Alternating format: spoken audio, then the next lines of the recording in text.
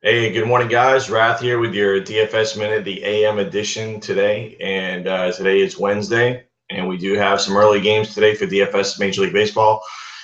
And it's about 4 games, not a huge amount of games to go through, and just the pitching matchups are pretty dreadful today, and not a lot of aces going today, mostly mid-tier guys.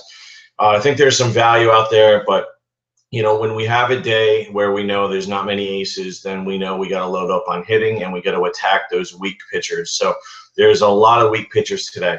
And Benny and Josh at 12-1 are going to go over a lot of those matchups today. But I think you can go a number of different ways, and I'll touch on that a little bit further on today in the show. Recapping last night, we did well. If you watched the curve and you did listen to the DFS PM edition that I put out about a 7-minute video around 6:20 or 6:30.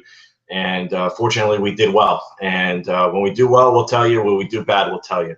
So I'll tell you about the guys we did well on. Hopefully, you were able to lock in. The two guys that we were all over yesterday were Nelson Cruz and Adam Jones, and both came through with home runs, which was big. And that's what you need in DFS baseball. You need home runs on a given night to boost your score, and then you need a good, solid starting pitching outing and a few home runs, and then hopefully some of your value plays don't give you zeros or negatives, and they can contribute with a couple of base hits, some runs, and some steals, and then at the end of the day, you have a winning lineup.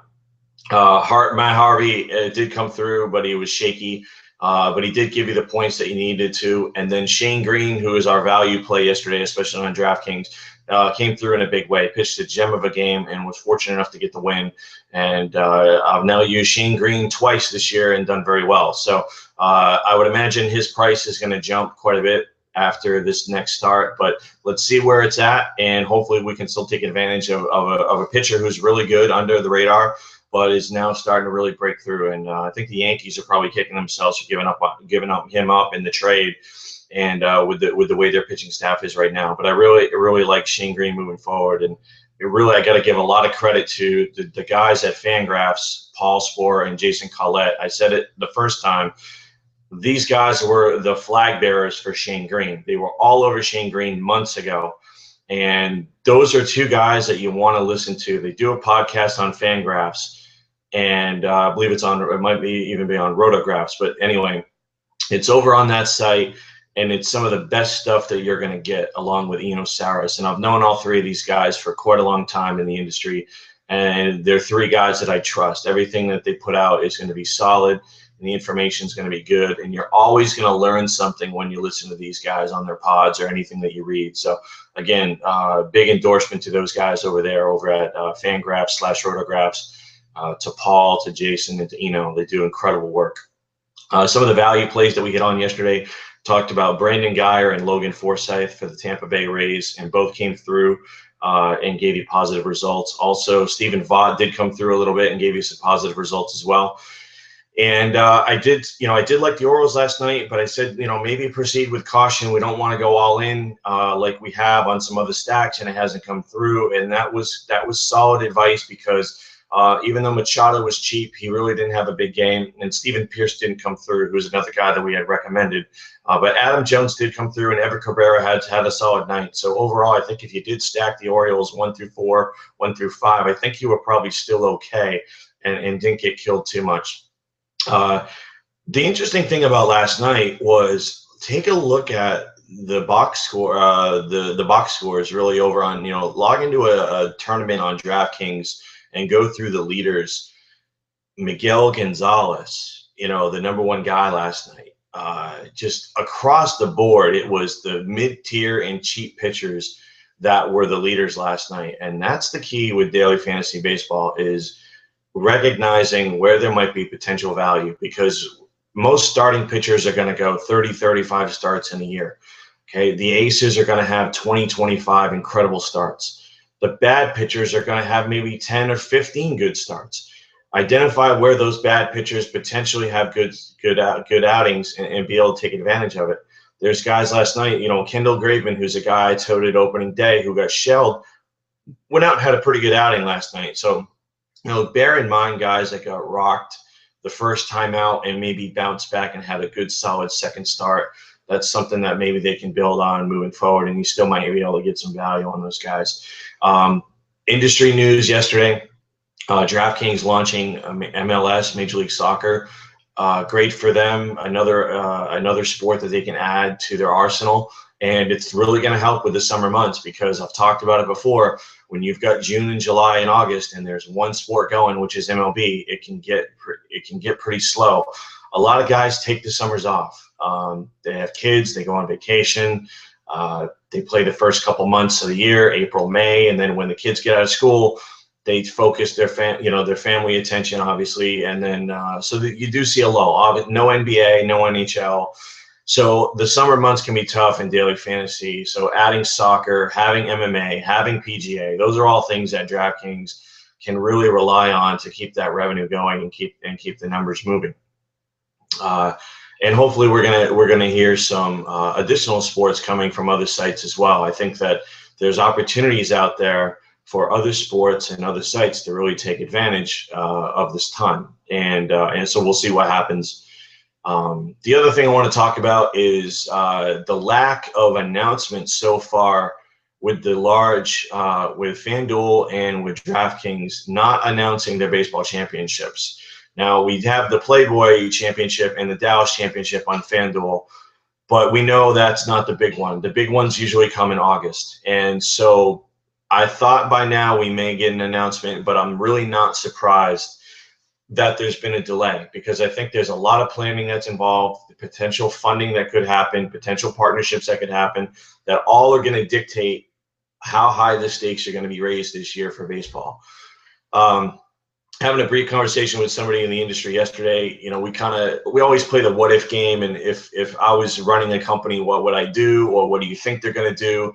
And so I think possibly, look at DraftKings' relationship with MLB. I think there may be something cooking there in terms of where they go with their live final for baseball.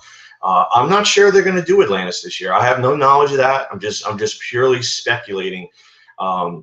If DraftKings' relationship with MLB, we know where it is and it's huge. Does the live final now cater more towards baseball fans or casual fantasy fans instead of hardcore daily fantasy players? Is there a way that you can make both happy? I think there is, and I think Fantasy Aces is kind of touched on that with their LA Angels Stadium Experience live event that they're going to have. And if I'm DraftKings, I'm maybe look at my own backyard, and I look at Fenway Park, and I take a look and say, is there a possibility that we can do a live event at Fenway Park in our own backyard, get MLB involved, and really blow it out and have promotions lined up on the MLB network, on MLB.com, and throughout all the different channels and platforms that they have, and really make it a baseball experience and really bring the masses over to DraftKings. So if I'm DraftKings, maybe that's the direction I take. I'm not sure what they're going to do, but it wouldn't shock me if there's a live event at Fenway Park for a big prize. And wouldn't surprise me also if we see a larger number of people that can qualify for this event. I know in the past they've been around 50 or 60. It wouldn't surprise me if that gets up to 100. Again, working with MLB and having the reach that they have, if they can get those qualifiers down a little bit to where they're a little bit more manageable for some guys, you can still run your big qualifiers, but I think if you can start running some 1s, 2s, and 5s and 10s, potentially for guys to get in, maybe just 1 or 2 throughout the year, I think that's going to really appeal to the baseball fan and the casual fantasy fan. So that's just my take on potentially what they can do, and let's see if I end up being right. But I'm pretty excited about what FanDuel and DraftKings are going to be able to do with the partnerships that they currently have in place for this year for MLB for the live events.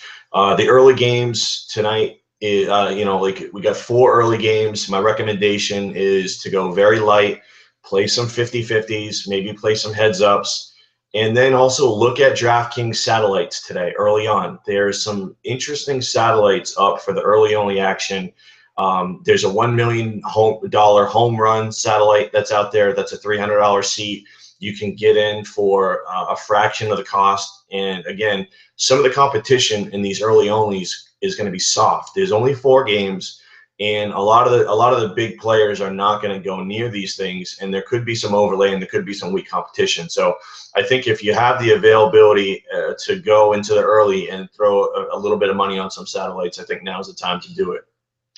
They also have a satellite for a 1,000,000 mega payoff pitch. That's a $27 seat, so that's a little bit more manageable. But again, if you're getting a $27 seat for $3, that's a really good return on your investment, and you can possibly turn that $27 into a large cash and really build your bankroll. There's a smaller satellite out there for a $33 entry in the MLB Slugfest. So I really like how DraftKings handles satellites. They do it better than anybody in the industry. I really wish that FanDuel would figure out a way to run satellites in a more efficient way, because I think it really helps the guy who plays that $1 to $5 level.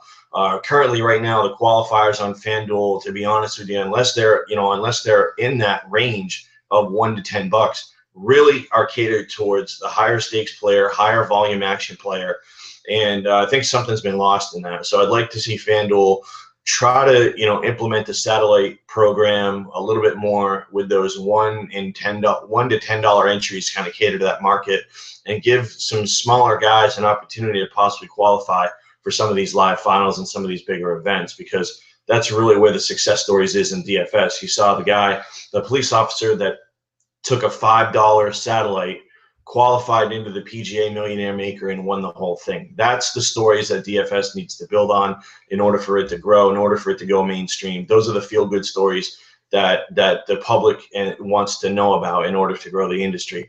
The guy that fires 1,000 entries into a Millionaire Maker and wins, there's not a lot of storyline in that for me, for my taste. I really don't care if that guy wins or he ends up going, $1,000 in the tank, 1,000 entries in the tank. To me, that's just not, the appeal to me for DFS, and not the audience that we cater to here at RotoCurve. Be aware of price changes. It's something right now that's going on, and you got to be very aware of it. Now, on FanDuel, it's pretty easy to follow. They don't update their pricing every day, but they do it usually 2 or 3 times a week, and it's usually not these massive swings. But I every now and then I will put out there if there's some price adjustments that are worthy of tracking. I put out yesterday on Twitter about the Miguel Cabrera price increase. You just want to be aware of that, because that does factor into a guy's value and whether or not he's a must play, or you just have to wait for an optimal matchup. So the biggest guy, and I've been on this guy for a few days, Ben Zobrist on FanDuel up $600, Colin Cowgill up $600, Manny Machado up $600. So Zobrist goes from being a really solid play to now you have to watch when you play him.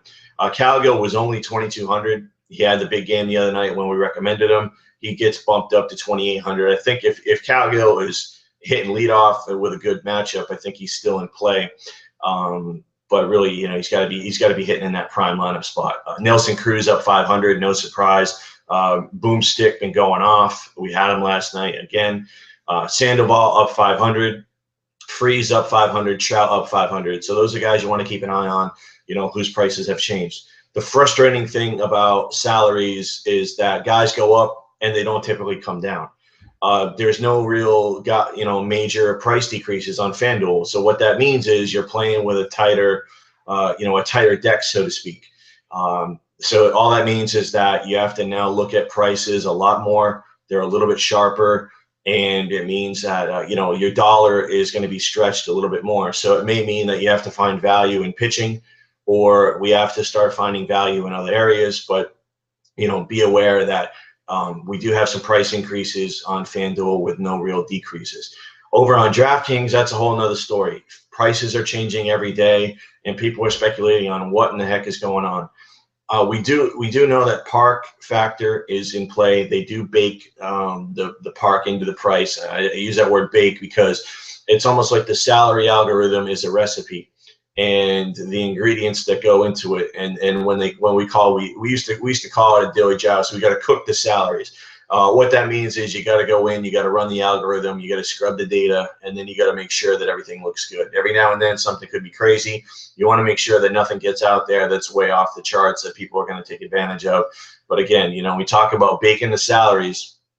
What's going on with DraftKings right now is it looks like it's based on park factor and it also looks like it's being based on pitching matchup. Did a brief scan of DraftKings today, and these are some of the teams that it looks like the majority of the salaries have seen a increase or a juice in the team. So the Angels, the Yankees, the Mets, and the Reds players look like today they've got some juice on them where they've been bumped up. Now the A's, the Braves, and the Rangers look like they've come down. So there may be an opportunity to take advantage.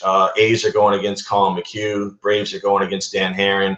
And then the Rangers, which is interesting, are going against Hector Santiago, who's not a very good pitcher. So maybe a guy like Adrian Beltre. I didn't look at his individual price. I just looked at the teams real quick. But some of those right-handed bats in the Rangers lineup may be in play today at home going against Hector Santiago, who is not a very good pitcher. I know I've talked about a lot of stuff today. We've been all over the place. From a pitching side, I think, we talked about it's really thin. You've got Liriano, you've got Lynn, you've got McHugh at the top, and then I think you've got Pomerantz as a guy that you can look at as well. We went with Pomerantz. His first outing, he did very well going against Taijuan Walker, had a great outing. Now, that was in Oakland. Now he's going on the road at Houston against that heavy right-handed lineup who's just not done very much this year. The breakout's probably coming. I mean, look, these guys strike out a ton, but they can also mash. And so while I like Pomerantz, I'm going to use him in certain spots potentially today. I'm looking at single pitcher site. I'm going tournament only. And I'll have a little bit of exposure to him on two pitcher sites because there's just not a lot out there today. And I got to go with somebody, and that's a guy that offers the most upside. So like I said, pitching is extremely thin today. You're looking at some mid-tier guys. Don't be afraid to roll out Liriano and Lynn, or just guys like, McHugh and Lynn. They just mix and match the guys. There's just not that much out there. Don't dip down in that bargain bin today. I think there's just so many bad pitchers out there. Some of the targets that you probably want to look at briefly is left-handed Royals going against Kyle Gibson, left-handed Mets going against Jerome Williams, every single Blue Jay going against Erasmo Ramirez. The Blue Jays haven't really hit the last couple of games. Maybe this is the time they break out. Erasmo Ramirez is one of the worst pitchers in baseball, and unfortunately the Rays are just rolling guys out there right now due to injury, and they're in a really tough spot. Left-handed Cubs against Jason Marquis, and as I said, right-handed Texas bats going against Santiago. I think briefly those are some five spots that you're going to be able to take advantage of. Remember, check out Benny and Josh again today at 12 noon Eastern to 1 p.m. Eastern on The Curve. Our show here, I Wrote a Curve. Those guys do a tremendous job. Going to give you strategy sessions, tips, not only plays of the day, but just, how to construct your lineups, how to build your lineups, what contests to look at, and how to be a winning daily fantasy player in baseball. So this is Rath signing off for this morning for the DFS Minute, the AM edition. Be back later on today around 6:30 with that value play hit. We'll go over the slate, find some values, find some locks, and give you the pitching that you need for the night to hopefully come out on the positive side. So again, signing off this morning. And as we always say here at Wrote a Curve, stay classy, DFS.